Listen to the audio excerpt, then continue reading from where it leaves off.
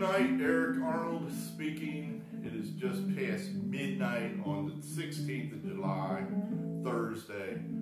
Well, this is our American League wrap-up preview, whatever you want to call it, where we sum it all up.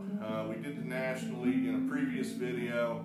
We're probably just going to post them both at the same time. I mean, what's the point? I don't know what I'm going to do yet.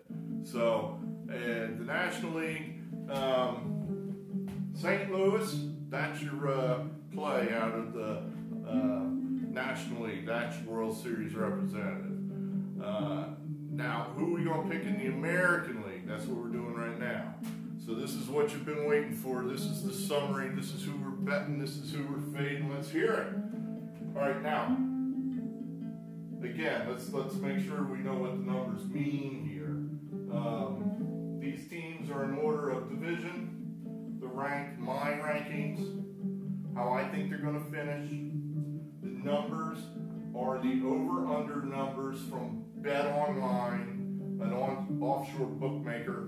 I'm a customer. Use them. They haven't taken my money yet, so that's what the number means. Let's figure out what this number means. This is the vigorous that you must bet to get the over. Let's shut this stupid music off. And as you always have to explain things nowadays to make sure nobody's feelings get hurt, to the composer of the music, your music is not stupid. It's great. I love it. It's free. It's something that adds value to the show. It's just when I let it run for another 5 minutes, I think it's stupid. So nothing against the music. The VIG is what you need to play the over. Now, Bet Online's standard neutral bet is minus 115, minus 115. Now, right there, that should tell you something. That means if they have equal money on both sides of the over-under proposition, it's minus 115, minus 115. A traditional over-under, or a traditional VIG is 110. So you're getting screwed. You're getting screwed. The VIG is too high for these over-under bets. Basically, what the book is probably telling you is we have no idea what's going to happen in this bastardized 60-game season. So if you want to play these over-under numbers, you're going to pay for it. So I probably won't play any of these just because of the VIG. You know, it's just not worth it. I don't think there's value there. But that's what those numbers mean. So why are they not all 115? For example, the Yankees here, 36.5, minus 125. That means that probably what that means is that more money has come in on the over 36.5. And rather than the bookmaker move the number itself up to, say, 37 or 37.5, they're simply adjusting the VIG, making it more expensive for you if you want to play the over, trying to balance the money out a little bit. So that's why they're not all minus 115s. All right, so clear? All right, let's have it then.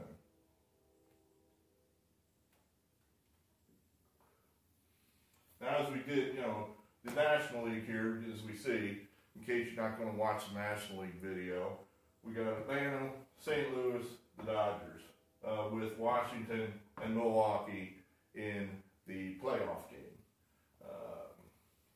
In the AL East, we got the Yankees up top at 36.5.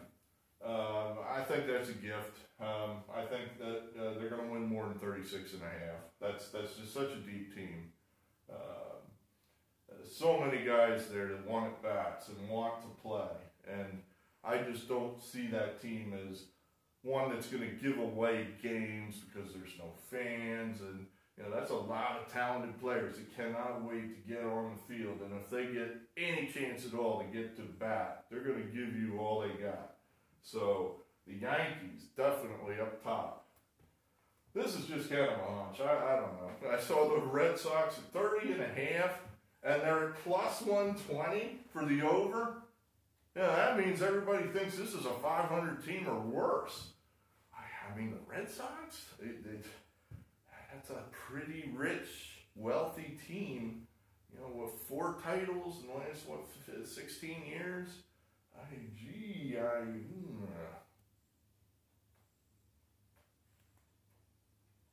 mean, I guess I almost looked at this as now I gotta check something here on my screen just to make sure we're right. Yeah. I mean, I looked at this and I compared it to Tampa, and then, as I said in the Tampa video, I just can't believe that Tampa is giving me so much love. You know, Buster Olney, I think, has these guys in the World Series. 33.5 for Tampa. I mean, is it possible? I mean, it seems crazy that Tampa would be overrated, but it almost feels like that's where we are. I'd rather have Boston. Just me. You know, it's just, I could be wrong, but, you know, I like Boston. You know, that's a team, we won't be afraid to play Boston. Now, Tampa, sure, I mean, they got a lot of young talent, and, you know, it's a team it seems like I'd wrap my arms around and go, yeah, this is a team we want to play. But they're expensive, so we don't like that. Toronto, we think they're overrated. They got, those young talent, but maybe too young. You know, you're asking guys that are probably 21, 22 years old to carry the team. Yeah, that's, I mean, who knows? They might thrive in the no-fan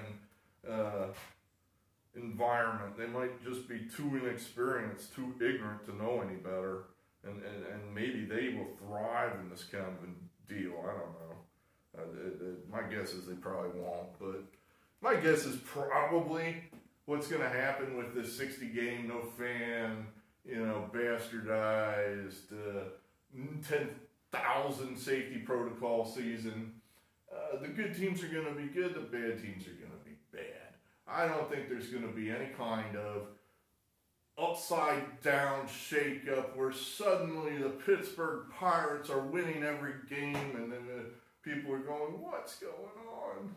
And you know, or all the jokes about, you know, Tampa, or I think one of the Oakland players made a joke about his own fans. Nice going. Well, we don't have any fans anyway, so we'll be used to this. It's like, yeah, okay, you just, you know, I guess that's one of those where you could say, you know, everybody that doesn't come to the games, they're the bad guys.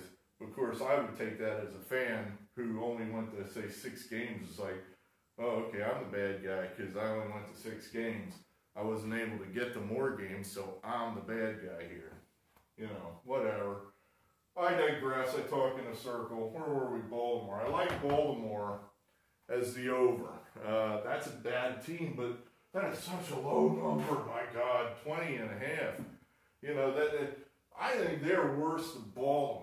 You know, the numbers showed it last year. They were like 7, 8 games worse than Baltimore was. And now they're telling me they're better. But why?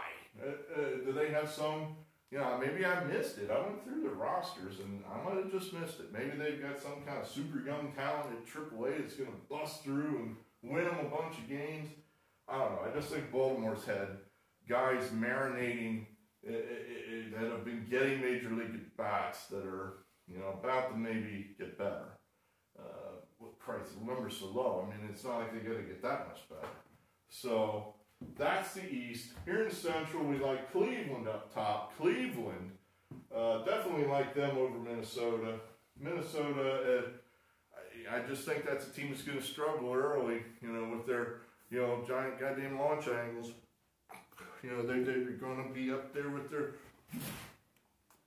back, you know, loading on their back foot, and you know, the timing's going to be off. The timing's going to be off. You know, I want a team that can score multiple ways and doesn't need just the 3-run home run. So we're going to fade the Twins. The White Sox, that's another team that's a show-me type team. They're going to have to prove it to me. And then the Tigers, I mean, that's a terrible team. And that 22.5, you just gave these guys like a 10-game improvement over last year. Why? What have they done to earn it? I don't see it. I see that as a team that you can just, you know, comfortably lay the wood on. You know, if Houston, well, they're not going to, that's a bad example. Okay, Cleveland plays Detroit in a 4-game series. I think you can just go ahead and lay the -200, -250, whatever it is, and you're going to get paid. They're going to beat them 3 out of 4. They're going to do it. They're not going to lose to that team. That team's too bad. That's how I feel. So definitely that's a team to fade. I like fading the Twins. I like the Indians. I think this is a year that sets up well for them. A winning team, a winning franchise, a winning manager. Yankees, certainly they're going to be heard from. That's a tough team. All right, AL West. Houston, definitely the best of the West. This is not, you know, let me say this not as a knock on the A's, but more of a plus for the Astros. These teams are not that close. They're not that close. The A's are not that close to the Astros. The Astros are a much better team than the A's. That's what I say. I think this is a motivated team. They've had to sit there for now a year and change. Well, I don't know, almost a year. How about that? And basically just told that they suck. You know, that all their accomplishments don't count. I'm a good player, and people are telling me that, you know, despite the fact that I'm a, you know, immoral dirtbag and I did cheat, still, that's going to piss me off and motivate me. I'm going to want to play. You know, I know what let's put it this way, I know what I don't want to have happen. I don't want to go out there and strike out and hit 220 and have everybody laughing at me and saying, see, you really do stink. You can, without your trash can, you're nothing. Oh man, I would do anything not to have that happen. I would even cheat more maybe if I was an immoral dirtbag.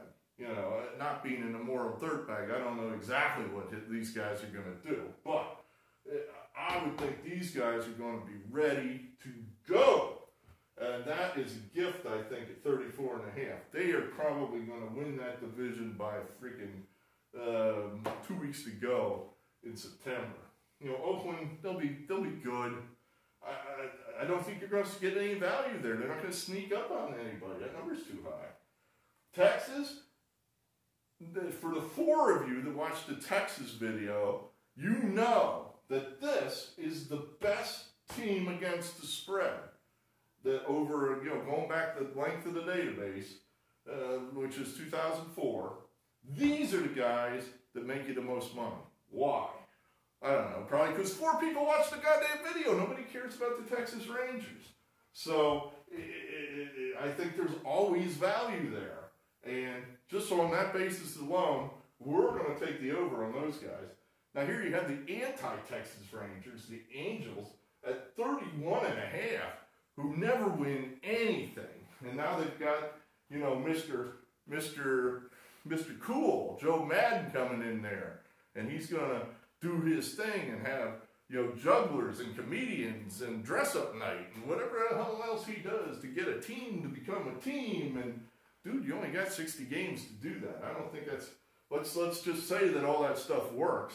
I don't think it's going to work in 60 games. Not enough time. Loser team. Think you can safely fade that team. So let's recap. Your best teams are the Yankees, the Indians, and the Astros. And then in the one-game playoff game of death, we'll put Minnesota in there rallying late up against the A's. Which of course means that Minnesota will probably win because the A's never win in those one-game playoff games. So what's going to be your World Series? Who is coming out of this? I don't know. I mean, these are a lot of really good teams. But I'm going to say the Astros. We're saying the Astros are coming out of there. We're going to say that their talent is more experienced in the big games than the Yankees' talent. I don't think there's any question about that. Perhaps with the exception of Garrett Cole. You know, where's the Yankees' big game experience? It's mostly bad, or it's not there. You know, if Giancarlo Stanton can drag himself on the field in October, where's his post-game experience? So we're going to put Houston in the series versus the Cardinals, and the winner is Houston, proving that talent wins over non-talent, even if it has been known to cheat in the past. So that is how we see this. What are our best bets as far as what we're looking to? You know, I like Cleveland. I want to play them. I want to play the Astros. Yeah, I hate playing bad teams, but I almost think you're going to get paid to play the Orioles. We'll just have to see how huge the number is. It might be, I just think that's a team that's going to, let's put it this way. If the Yankees play these guys in a 4-game set, last year I would just play it and not even think about it. Whatever the wood was, I'd lay it. This year I might just think a little harder about doing it. Just because I think that maybe like a Cleveland-Minnesota versus Detroit matchup would be more attractive than, say, the Yankees versus Baltimore, despite the fact that in recent years these guys have totally owned these guys. Perhaps Houston versus Seattle.